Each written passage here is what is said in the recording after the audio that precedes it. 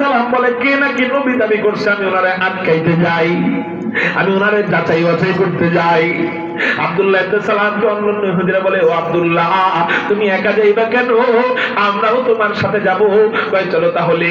হযরত আব্দুল্লাহ ইবনে সালাম বিশাল বড় ইহুদিদের কাফেলা নিয়ে নবীজিকে যাচাই বাছাই করার জন্য যাইতেছেন। আর মনে মনে বলতেছেন, সবাই খালি দেখাই মুসলমান হয়, আমি দেখে মুসলমান হব না, আমি যাচাই বাছাই করে মুসলমান হব। হযরত আব্দুল্লাহ ইবনে সালাম নবীজির দরবারে যখন পৌঁছাইছেন, নবীজি তখন মসজিদে নববীতে বয়ান করতেছিলেন এই হাদিস, আফশুস সালাম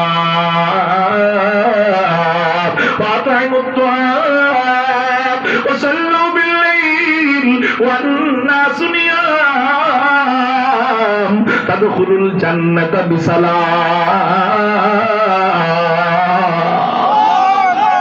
শেষ কথা আমার দিকে খেয়াল করেন, আমি ছেড়ে দিব কিন্তু কেউ অন্যদিকে তাকাবেন না, খুব মনোযোগ দেন আমার দিকে।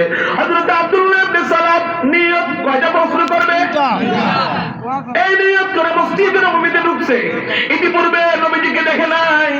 আলহামদুলিল্লাহ, এই মাত্র নবীজির চেহারা মুবারকের উপর আপনারা আমার দিকে তাকান, এই মাত্র নবীজির চেহারা মুবারকের উপর আব্দুল্লাহ ইবনে সালামের নজরটা পড়ছে। যেই মাত্র নজরটা পড়ছে, হযরত আব্দুল্লাহ ইবনে সালাম 100 কিলোমিটার গতির গাড়ি যেমন হাত ব্রেক করে দাঁড়ায় যায়, হযরত আব্দুল্লাহ ইবনে সালাম ওইভাবে হাত ব্রেক খায়া দাঁড়ায় গেছে। আল্লাহু আকবার। মাশাআল্লাহ, আসছে আলহামদুলিল্লাহ। আমি অপেক্ষা করতেছিলাম, আসেন মাশাআল্লাহ। নারে তাকবীর।